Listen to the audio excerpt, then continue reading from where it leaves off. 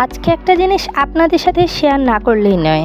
সেটা হচ্ছে আজকে যখন মোহাম্মদপুর বেড়িবাঁধ রাস্তাটা থেকে অটোতে করে আসতে নিয়েছিলাম সদরঘাটের উদ্দেশ্যে, তখন অটোতে পেছনের সিটে দুজন ছেলে বসা ছিল। আমি আমার হাজবেন্ড বললাম, যাবেন? অটোওয়ালা বলল যাবে। তৎক্ষণাৎ পেছনের সিটে দুজন ছেলে বের হয়ে সামনে এসে ড্রাইভারের পাশে দুই দিকে বসলো আর আমাদেরকে পেছনে বসতে বলল। এর আগেও এরকমটা কয়েকবার হয়েছে। বিষয়টা ব্যক্তিগতভাবে আমার কাছে এত ভালো লেগেছে, তাই আজকে কিছু কথা বলা। ছেলেদের দ্বারা মেয়েরা অনেক ইনসিকিউর ফিল করে, কিন্তু হয়তো বাংলাদেশের এইরকম ক্ষুদ্র ক্ষুদ্র ছেলেজাত এখনও খুঁজে পাওয়া যায় যারা কিনা আসলে আমার মনে হয় নারীদের সম্মান করতে জানে।